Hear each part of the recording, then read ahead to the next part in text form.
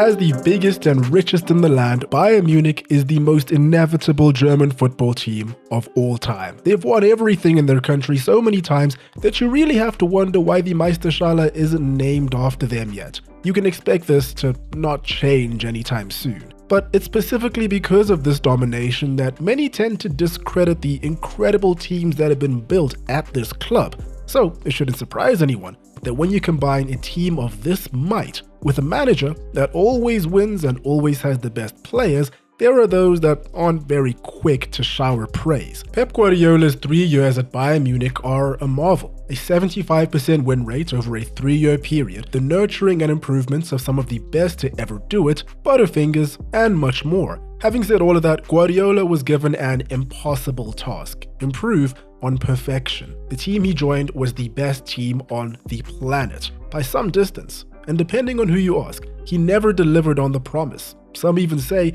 he ruined the club. On top of that, of all the silverware he won, the trophy he failed to win was the one that many came to define this 3-year period by. Are all of the detractors right? Is there weight to this argument? And more importantly, how good was Pep Guardiola's Bayern Munich? To begin, I think it's important to give a bit of context so we can all really understand what went down here. The year is 2008. Bayern Munich have just won their 21st Bundesliga title by 10 points. It sounds fantastic, and make no mistake, Bayern Munich were, and continue to be, a powerhouse. However, they weren't quite reaching the levels of monopolization of the country that we know them for today. Just 1 year prior, they had their worst league finish in the last 30 years. 60 points, 4th place. The reason for all of this was that the team was going through a lot of change. They had just moved into the Allianz Arena 3 years prior. The squad that had taken them through to the new millennia were either aging out, dropping in form, or on their way out. Oliver Kahn had chosen to retire in 2008. Michael Ballack moved to England. Zé Roberto was terribly inconsistent. Roy Mackay was still scoring goals but was struggling to adapt as Bayern were switching managers during this time of rebuilding and restructuring. These were all players that were indispensable for Bayern for years. As far as coaches went, Felix Magath, who had a lot of success at Bayern, winning 2 titles in 05 and 06, wasn't as effective as he once was in 2007. Ottmar Hitzfeld, who was previously a very solid Bayern coach, returned to steady the ship before handing it over to the next guy, which he did. But that man was Jürgen Klinsmann, and he didn't even see the end of his first and only season. More men came in with varying degrees of success, some with huge degrees of success that actually built the long-term spine of the team, but at the end of the day, didn't really end up dominating anything. I could go on about the faults of Bayern, but quite frankly, they had tough competition too. Threats were detectable in every direction. Schalke were in their "we might become a big club again" phase. All I have to say is Kevin Kurani, and if you know, you know. You couldn't always predict how they would end up performing, but Stuttgart was always a threat. Winners in 2007 as Bayern finished 4th. Wolfsburg were an unexpected competitor, winning the league in 2009. Even sweeter, winning with Felix Magath as the head coach. And then of course we have Borussia Dortmund, winning in 2011 and 2012 thanks to Jurgen Klopp's genius. In 2012, they were 2nd in the Bundesliga, 2nd in the Pokal, and lost all 3 games they played versus Dortmund. Ouch. All in all, what this meant was that in the 6 seasons between 2007 and 2012, Bayern Munich only won the Bundesliga twice with 2 DFB Pokals. They also made it to 2 Champions League finals but lost both times. You may have noticed that I emphasized the word "only" there. For any normal club, that constitutes as a trophy-laden period. For Bayern, this was unacceptable. Having said all of that, I feel like I have to mention that this period didn't really do very much to stop Bayern's incredible growth as an organization, of course owing to how dominant they were in the past. Remember how I mentioned that Bayern moved into the Allianz Arena in 2005? To do so, they took out a €340 million loan on a 25-year payback timeline. In 2014, only 9 years later, they had paid back the entire sum, 16 years ahead of schedule. This was possible thanks to Bayern selling 25% of the club to Adidas, Audi, and Allianz, 8.3% each. Fast forward to the 2023-24 season, and that stadium cash flows just under 230 million euros per year, a figure that will only rise and a figure that goes 100% into the pockets of this club. But more on the business of stadiums and this stadium in particular in another video I'm working on. In the here and now, Bayern record a profit every single year. Their commercial revenue is only rivaled by Real Madrid. Like I said, all of this was already in motion before 2012, despite them not being anywhere near their best. Having said that, they were about to reach their best. 2012. Jupp Heynckes, aka The Fixer. Whenever Bayern are in a pickle, he arrives. Originally the manager in the late 80s, successful of course, he returned in 2009 as a caretaker when the ship was falling apart. Then again in 2011 when it was happening again, and then again years later for the same reason in 2017. But in 2011, he came back for real. And maybe there was a reason for that. The team that was assembled by 2012 was one of the greatest in modern football history. Frank Ribery joined in 2008, almost at the start of the transition period, and Arjen Robben came in 2009. And just like that, robbery came into existence thanks to fellow Dutchman Louis van Gaal, a man who many will credit with accelerating the formation of this squad. The same manager who gave the first meaningful minutes to Thomas Müller, Toni Kroos and David Alaba. Müller spielt bei mir immer. With me, Müller always plays. Fabled words by Van Gaal, a sentiment shared by just about everyone. Captain Philipp Lahm and Vice-Captain Bastian Schweinsteiger had long been holding down the fort, academy products themselves. Louis Gustavo and Jerome Boateng arrived in 2011. To add to all of that, in came Xherdan Shaqiri, Dante, Mario Mandzukic and Javi Martinez. Bayern might have lost Kahn, but they gained arguably an even crazier goalkeeper. Different kind of crazy though, Manuel Neuer. Yep, that's me. You're probably wondering how I ended up in this situation.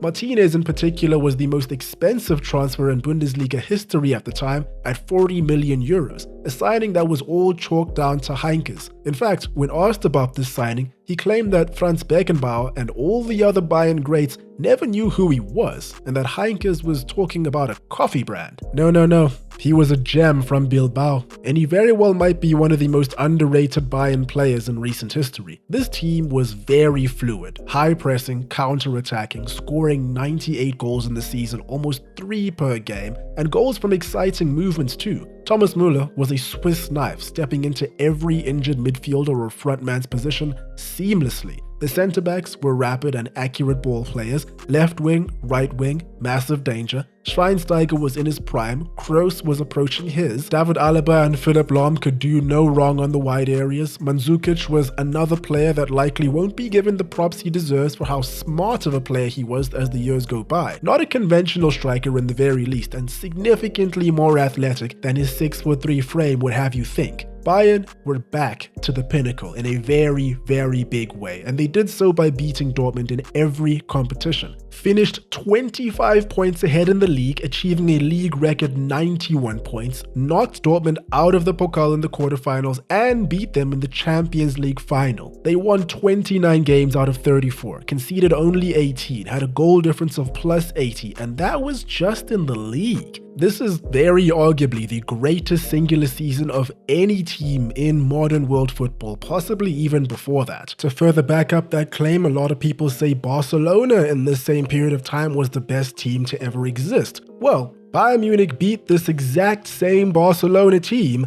7-0 on aggregate in the Champions League. And Arsenal beat them 2-0 at the Allianz Arena, but I'm not going to say that too loudly in case anyone hears it. Bayern have since won another treble, but it is a very common opinion amongst Bayern fans and casual fans that this Bayern team was more exciting and complete, and even if you don't believe that, at the very least inspired that team. Add in the manner which they did it, and what you have is perfection. An organization that was light years ahead of domestic opposition, ahead of international opposition, a money-printing financial powerhouse that bankrolls their own transfer spending where many other teams rely on borrowed spending. Heynckes was already a Bayern Hall of Famer, but now he was immortalized. And what better way is there to celebrate immortality than to go out on top? It was announced that Heynckes had opted to retire at the end of the season. Only thing is that this is not actually what happened.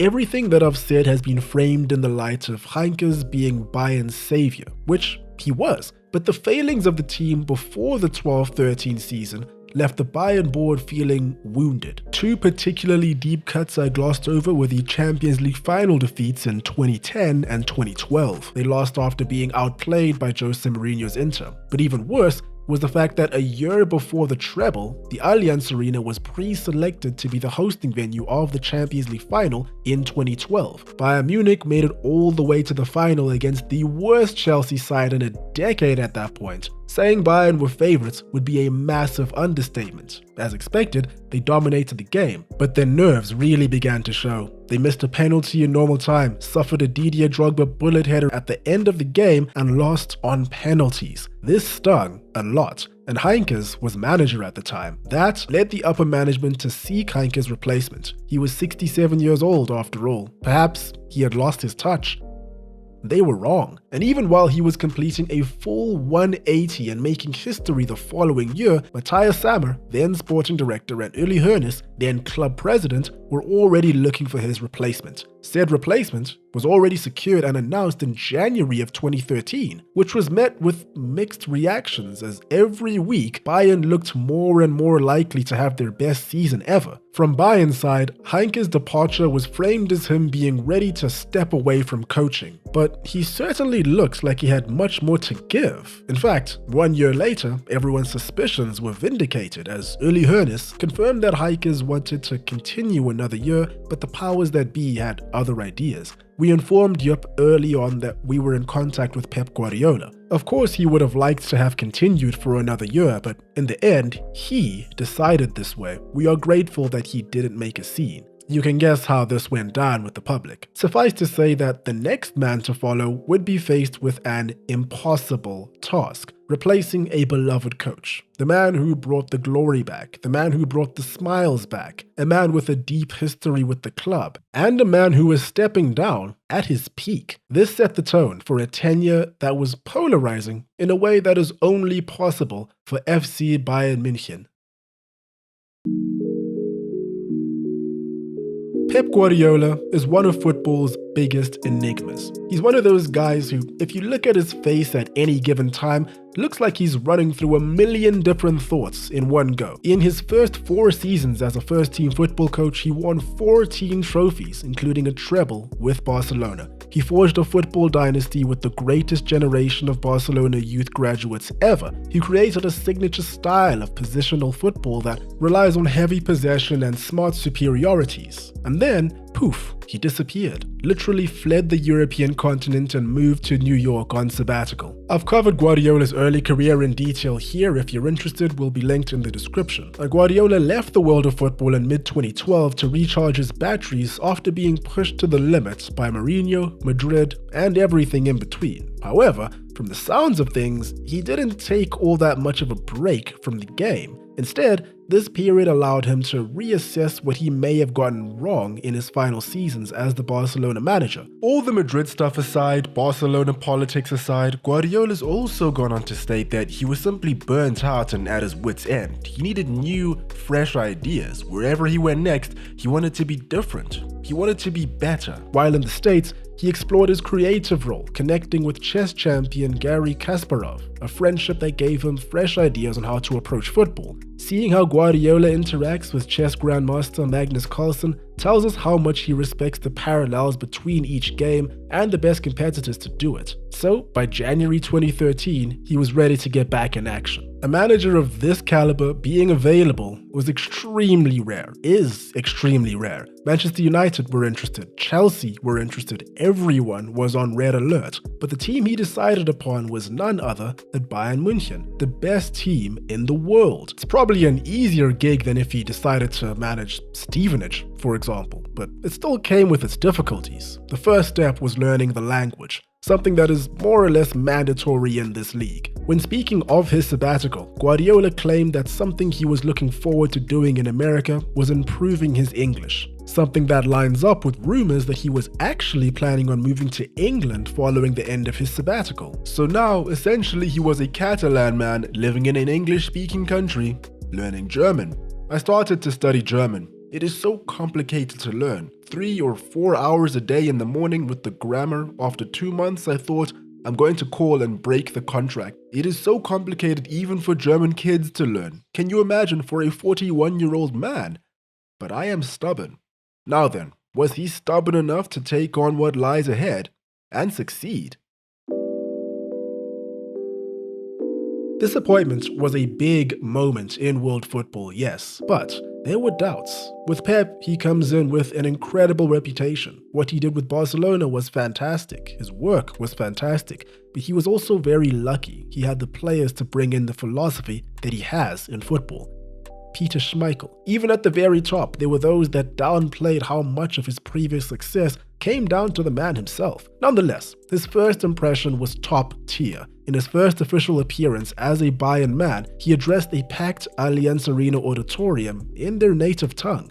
Guten Tag und Grüß Gott, Damen und Herren. Verzeihen Sie mir mein Deutsch, aber ich habe ein Jahr in New York gelebt. Let the games begin. As we've already established, upon his arrival, Guardiola was presented with quite literally the best club on the planet. Adding new signings, Mario Götze and Thiago Alcantara, the only signing that Pep insisted on. There isn't a single play style that's off limits when you have a roster like this. Which is exactly why the experimentation that happened in those first 2 years was often all over the place. Formations-wise, he began the year with a 4-1-4-1, a switch to a 4-2-3-1 towards the end. Similar concept. He would try the 4-2-2-2, 4-3-3, 3-4-3, 2-3-5. The actual name of the formation doesn't really matter, as everything was dynamic. All he was doing was making sure each area of the pitch that could be exploited was being exploited, and each hole in his team was being plugged. As with every team, the holes and plugs differ from player to player. For the most part, this is what Bayern looked like at the start of the first season when the 4-1-4-1 reigned supreme. This is what they looked like when the 4-2-3-1 came into effect. But it's not that simple. Thanks to injuries and this man's crazy mind, the rotation here was pretty crazy. We had Philipp Lahm doubling as a DM and right back, Schweinsteiger, Kroos, Martinez and Thiago all playing as lone or double pivots at times. Robben was in and out of injuries, so Müller, even Götze played out wide on the right. Martinez, who was the perfect CDM the year prior, was now spending most of his time at centre-back. To be fair, he spent almost all of his career switching between the two spots in any team he's played for. Regardless, with all of that in mind, the first game could have started better. A 4-2 loss to Borussia Dortmund in the DFL Super Cup, but after that, it was all uphill. Bayern blazed through the Bundesliga. Heinkes won 29 games, so did he. Heinkes put up 91 points, he did 90. In fact, Pep's Bayern won the league in record time after only 27 matches, and they beat Dortmund in the Pokal final. You could say that the Guardiola experiment, if that's what you want to call it, was working. Except, as you've probably already guessed, not everyone felt that way. The numbers will tell you that Heinkes' side in the 12-13 season only scored 4 more than Guardiola's in 13-14, 98 versus 94. Inconsequential, really, but it was the nature of the goals. Matthias Sammer even stated that he believed Guardiola had taken the independence away from the squad, i.e. made them boring. Even while the team was winning and breaking records, Franz Beckenbauer complained that Guardiola's tactics could make Bayern, quote, end up being unwatchable like Barcelona. Heinkes' Bayern was ruthless, dynamic, entertaining, and a master of the counter. Guardiola has stated on many occasions, before Bayern, after Bayern,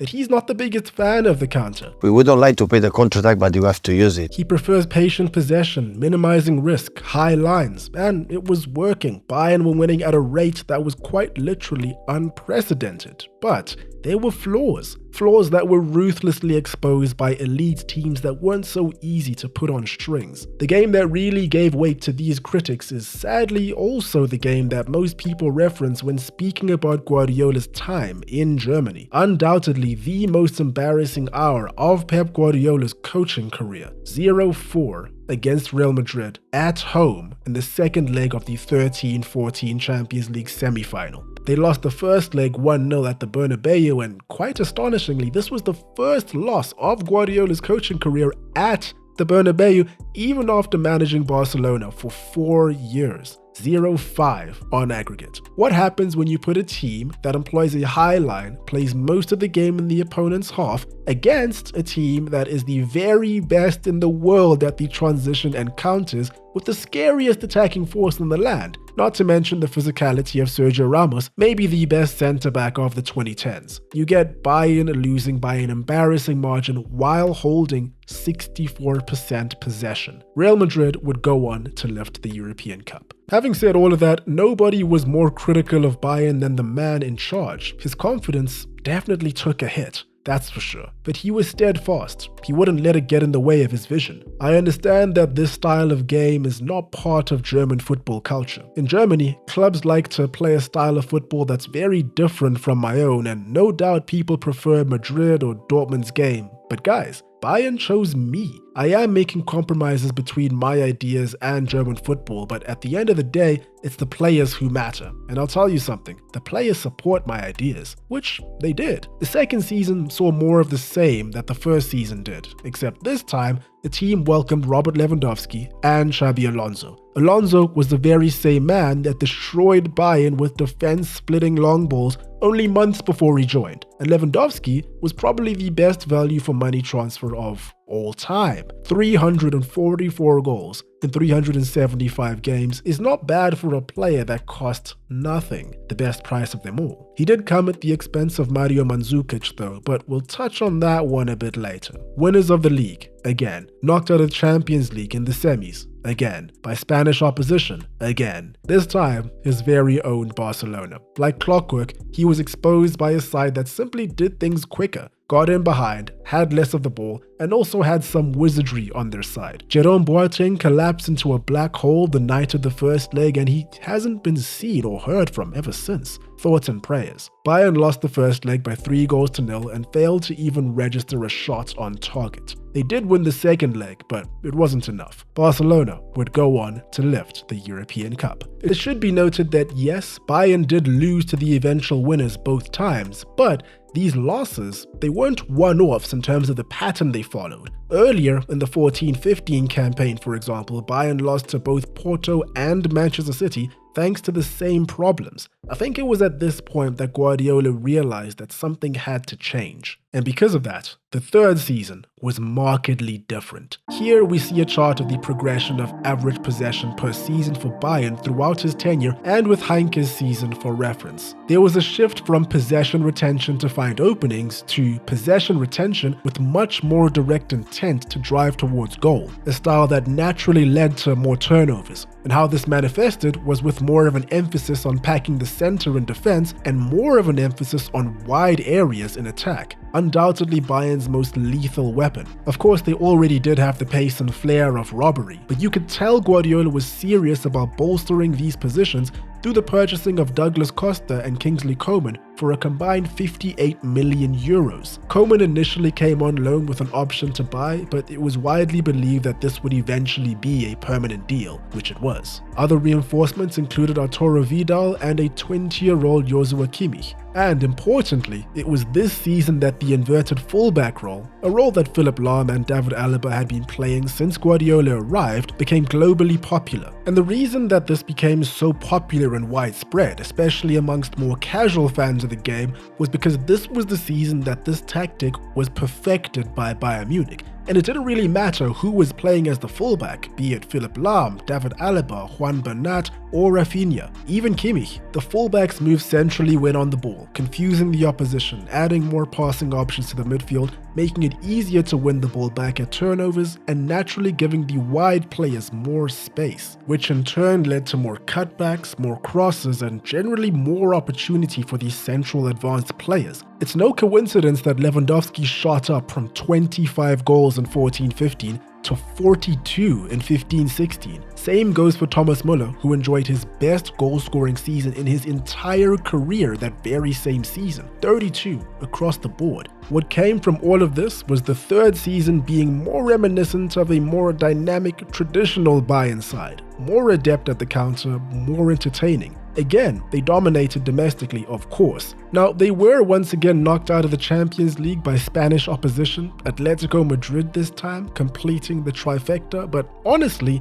this defeat can be pinned on them being unlucky and player faults more than the failings of the system or the coach. They were defeated thanks to the away goals rule despite drawing 2-2. In the second leg, they attempted 34 shots with 12 on target. They had almost 70% possession across the two games, and Thomas Müller missed a penalty that would have seen them through to the final. A valiant effort, yet the same result. And that would prove to be his last crack at it. In December of 2015, Guardiola had expressed his desire to move on, and a few weeks later, Carlo Ancelotti was officially confirmed as the Bayern Munich manager for the 16-17 season.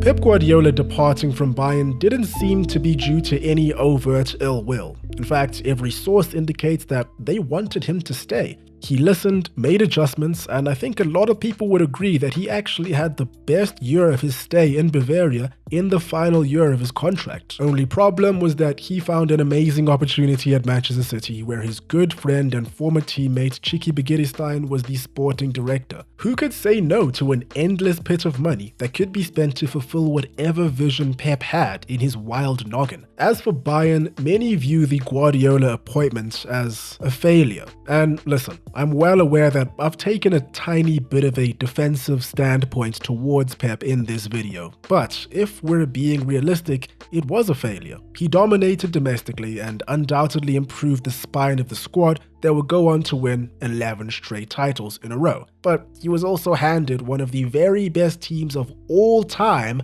signed, sealed, and delivered. I have a feeling these guys would have continued to flourish under Heinkes or any other decent to good coach for that matter. Guardiola was brought in to win the Champions League again and again and again. The same reason he was brought into Manchester City. These are teams that were already going to win everything else. And while we're on the topic of shortcomings, I feel I should also mention that he may not have left the best taste in the mouth of some of his players. I mentioned Dante earlier on. Guardiola once stated that he would love 1,000 Dantes. He said this after Dante played a great game despite not really being Guardiola's preferred choice at centre-back anymore. All the while, Dante himself has gone on record saying he doesn't speak to you. As a player, you don't know where you stand. There's trainers who are world-class tactically but less brilliant as human beings, like Guardiola. This is actually something that we hear from former Guardiola players a lot. But then again, for every Dante, or Ibrahimovic, or Shaqiri, or Mandzukic, all of whom were deemed to not really be part of his plans and controversially given the cold shoulder,